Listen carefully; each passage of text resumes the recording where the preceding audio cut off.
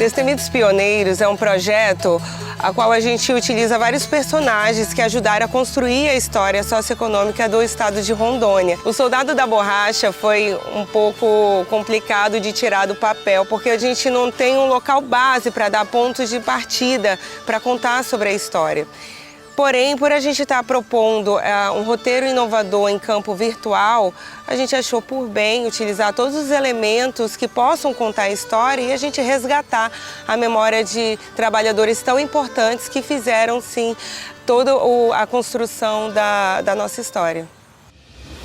A Amazônia é mãe que protege, que cuida e que alimenta os seus filhos. Do solo sagrado brota o verde, símbolo da esperança que jamais cessa. Nasce o rio, com os segredos submersos em tons de barro e de mistério. No coração da floresta, a árvore que jorra leite é alimento dos famintos, feitos de luta e de fé. Tudo começou com Lacondamine, pesquisador francês que descobriu o látex e a borracha e deu conhecimento ao mundo disso. Depois buscou-se a utilização dessa matéria-prima para a indústria. Quando você tem a utilização desse recurso de forma industrial, você tem uma necessidade da intensificação da extração dessa matéria-prima. Mais de 100 mil nordestinos vieram para a Amazônia. É o maior surto migratório da história desse período. 100 mil nordestinos que deixam o bioma da Caatinga, do Agreste, para encarar a grande floresta. E isso vai customizar a nossa cultura, essa mistura, o surgimento do caboclo, a tradição nordestina inserida na Amazônia e vice-versa. Meu pai é nascido na Amazônia, o meu avô veio do Ceará.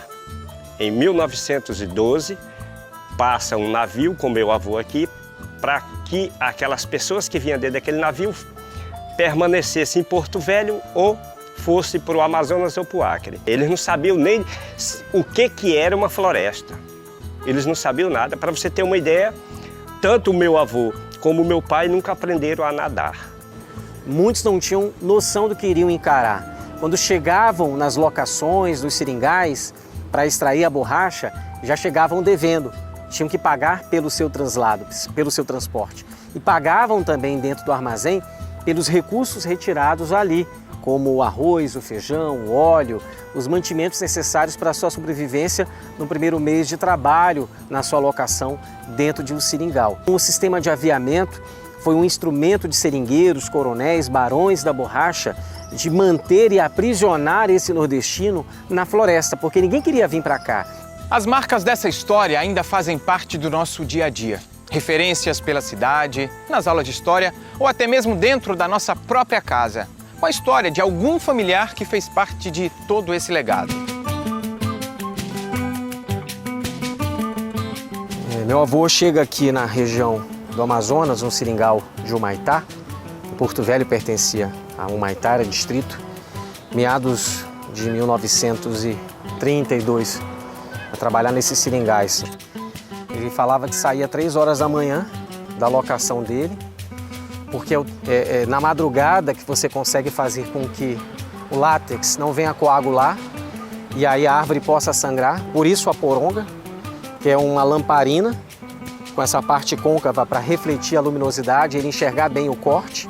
De madrugada, temperatura muito baixa na Amazônia, o leite descia muito rápido, ele deixava o pote, ia já cortando outras árvores, na carreira ou na estrada da locação, né? E aí ele voltava depois recolhendo o pote, colocando no balde, né, todo esse látex, e logo depois ele já ia para o tapiri, por volta das 8 horas da manhã, para o tapiri para fazer a defumação e fazer a pela de borracha. Hoje em Porto Velho nós temos alguns lugares que pode ser lembrado dessa história, né? Recentemente foi inaugurado um memorial, né, em homenagem ao Soldado da Borracha. No centro da cidade nós temos também, ali na Unir Centro, uma árvore de seringa, né, que pode ser observada. E temos também no Parque Circuito.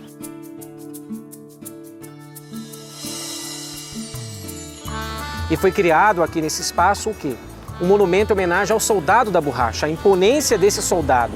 Então esse monumento tem mais de 60 fisionomias de caboclos nordestinos, de outras nacionalidades também, que representam um pouco desse povo miscigenado, plural, que veio para a Amazônia encarar essa grande floresta. Os registros históricos sobre esse Brasil profundo trazem os soldados da borracha como os grandes heróis do país. Mas junto com eles, grandes mulheres viveram e enfrentaram os mesmos desafios na densa floresta amazônica. A sociedade brasileira, nesse período, era uma sociedade extremamente patriarcal. Muitos casamentos eram casamentos arranjados, onde as mulheres eram pessoas ainda adolescentes, muito novas. E a gente sabe que a vida no seringal era muito difícil. Muitos desses seringueiros que para cá vieram sozinhos. E aqui, muitos, aconteceu muito em Rondônia, de alguns seringueiros se casarem com índias e até sequestrarem índias de tribos rivais para poder ter uma mulher para sua vida.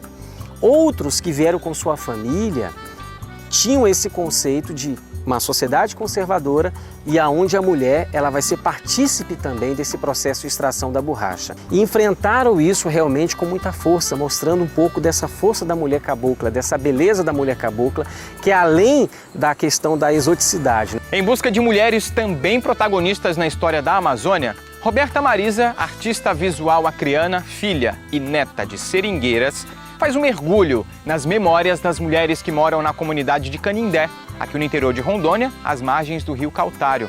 Dando voz à memória de tantas mulheres, a artista cria a exposição Seringueira, as páginas arrancadas de uma história.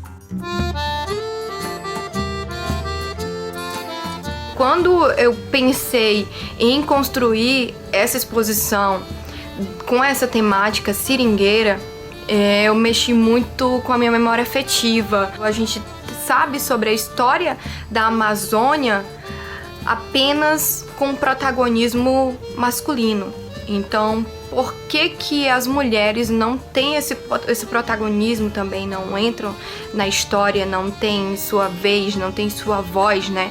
Então, elas trabalham com a produção de borracha, com a quebra de castanha, com cultivo, com plantio, lavam roupa, cuidam dos ofícios de casa, então desempenham vários papéis e antes elas faziam isso e ainda tiravam muita seringa, ajudavam os maridos, porque nos seringais da Amazônia só os homens, os seringueiros, que podiam vender a sua borracha. Aí eu levantava 1h da manhã com a poronga na cabeça. A porongona, você sabe o que é poronga, né? Trabalhei muito, mas até agora não fui ainda, como diz, né, valorizado, né? Porque eu cortei muita seringa. E eu criei meus filhos, tudo aqui dentro desse seringal. Eu cortava para me sustentar, eu e meus filhos e ele, porque ele bebia muito, o que ele ganhava, só dava para ele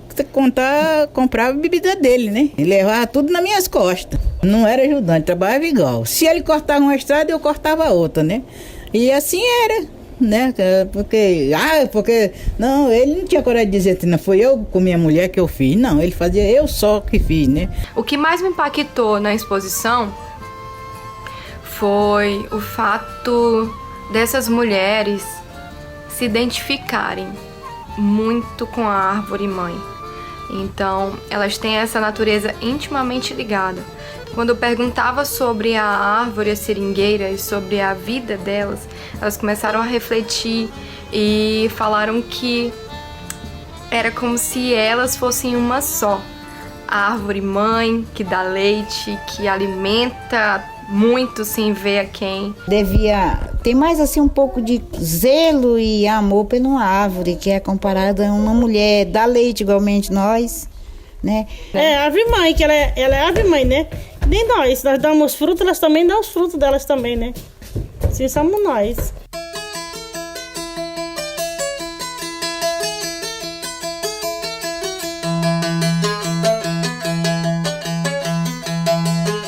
Revisitar as páginas da nossa história é importante para o reconhecimento da nossa própria identidade. E se você gostou desse passeio virtual, salva esse vídeo e compartilha com os amigos. Tchau e até a próxima!